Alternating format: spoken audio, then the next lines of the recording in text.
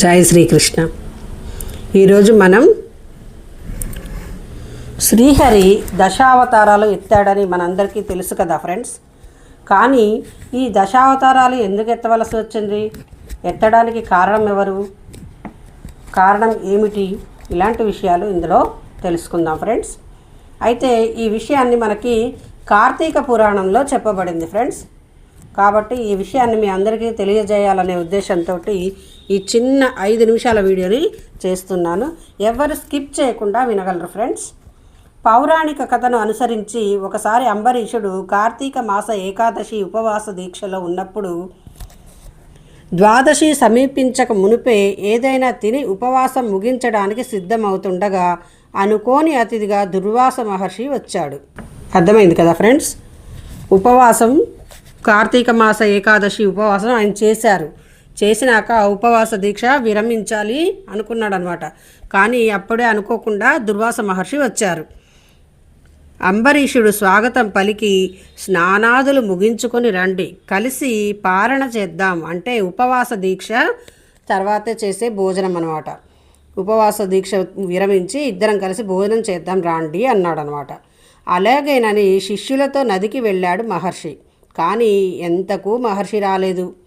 అతిథికి పెట్టకుండా ఇంటి యజమాని భోజనం చేయకూడదు, ఆయన వచ్చాకే తిందామంటే ద్వాదశి ఉపవాస ఫలం దక్కదు అనుకున్న అంబరీషుడు ఉపవాసం విరమిస్తున్నట్టుగా నీటిని మాత్రమే తాగాడు.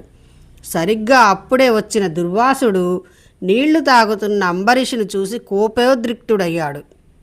ఫ్రెండ్స్, మరి భోజనానికి అందరిని పిలుచుకున్నాడు కదా, వేరే ఋషులు కూడా అక్కడ ఉన్నారు కదా. మరి స్వామి కోసం చూస్తూ ఉంటే, దుర్వాస మహర్షి కోసం చూస్తూ ఉంటే ఈయనతో పాటు మిగిలిన వాళ్ళు కూడా తినకుండా ఉండాల్సి వస్తుంది కదా. అందుకని కొన్ని మంచినీళ్ళు తాగితే మిగిలిన వాళ్ళందరూ భోజనం చేస్తారు, ఆ శ్రీహరికి ఉపవాస దీక్ష తీసుకున్నట్టుగా ఉంటుంది అని చెప్పేసి అతను అనుకున్నాడు అంబరీషుడు. అందుకని చెప్పేసి భోజనం చేయకుండా కొన్ని మంచినీళ్ళని మాత్రమే తాగాడనమాట. సరిగ్గా నీళ్లు తాగుతున్నప్పుడే వచ్చిన దుర్వాసుడు నీళ్లు తాగుతున్న అంబరీషుని చూసి కోపోద్రిక్తుడై ఇంటికి వచ్చిన అతిథికి ఆర్జ్యం కూడా సమర్పించకుండా ద్వాదశి పారణ చేస్తావా, ఇంతటి దుస్సాహసానికి పూనిన నీకు అంటుండగా అంబరీషుడు కంపించాడు. ఆయన భయపడ్డాడనమాట. ఏమంటాడో ఏమో ఇలా అని చెప్పి భయపడుతున్నాడు. ఆగ్రహించకండి స్వామి, సర్వోత్తములైన రాజ పురోహితుల సూచన మేరకే నీటిని తాగాను. పురోహితులంతా వచ్చి ఉన్నారు కదా ఆల్రెడీ, వాళ్ళందరి సూచన ప్రకారమే భోజనం అయితే నేను చెయ్యలేదు. కొన్ని మంచినీళ్ళు తాగినట్టయితే అప్పుడు పారణ ముగించినట్టు అవుతుంది, కాబట్టి నేను పూరణ చేయలేదు, భోజనం చేయలేదు, కాబట్టి ఆగ్రహించకండి అని చెప్పి కోరుతున్నాడు అనమాట. అంబరీషుడు కోరుతున్నాడు. అదైనా తమరు అర్థం చేసుకుంటారనే విశ్వాసంతో స్వీకరించాను. నన్ను మన్నించి కనికరించమని ప్రాధేయపడ్డాడు. అయినా దుర్వాసుడి ఆగ్రహం చల్లారలేదు. తాను వచ్చేదాకా ఆగకుండా మంచినీళ్ళు తాగాడు అంబరీషుడు అని దుర్వాస మహర్షికి కోపం వచ్చేసిందనమాట. నిన్ను శపించే తీరుతాను. కోపం వచ్చినప్పుడు ఇతర వాళ్ళు ఏం చెప్పేది కూడా వినిపించుకోరు కదా. అలా దుర్వాస మహర్షికి కోపం వచ్చి శపిస్తున్నాడనమాట. నిన్ను శపించే తీరుతాను. చేప, పంది, తాబేలు, వామనుడు, సింహం, క్రూర బ్రాహ్మణుడు, అజ్ఞాతంలో నివసించే క్షత్రియుడు అయినప్పటికీ కూడా రాజు కానట్టివాడు, పాషాండ మార్గాన పయనించేవాడు, దురాచారుడు అనే 10 జన్మలు నీకు కలుగుగాక అని శపించాడనమాట. అంబరీషుని దుర్వాస మహర్షి శపించేశాడు.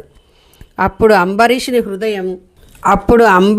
హృదయ నివాసి శ్రీహరి తన భక్తుణ్ణి కాపాడాలనుకున్నాడు. దుర్వాసుని శాపం కూడా వృధా పోరాదని భావించి ఆ శాపాన్ని తానే తీసుకున్నాడు. విన్నారా ఫ్రెండ్స్. భక్తుడిని కాపాడడం కోసం దుర్వాస మహర్షి పెట్టిన 10 శాపాలను కూడా ఆ స్వామినే తీసుకున్నారు. కానీ అవన్నీ వరుసగా జన్మించకుండా అవసరానికి అనుగుణంగా ఆ అవతారాలలో ఉండి మన అవసరాలను తీర్చుకుంటూ పోయారు స్వామి. శ్రీహరి తన భక్తుణ్ణి కాపాడదలిచాడు. దుర్వాసుని శాపం కూడా వృధా పోరాదని భావించి ఆ శాపాన్ని తానే తీసుకున్నాడు. అవే విష్ణుమూర్తి ఎత్తిన మీన, వరాహ, కూర్మ, నరసింహ, వామన, పరశురామ, కృష్ణుడు, రాముడు, బుద్ధుడు, కల్కి అనే దశావతారాలను విష్ణుమూర్తి ఎత్తడం జరిగింది ఫ్రెండ్స్. ఈ కథ కనుక మీకు నచ్చితే like, share and subscribe my channel. Thank you for watching.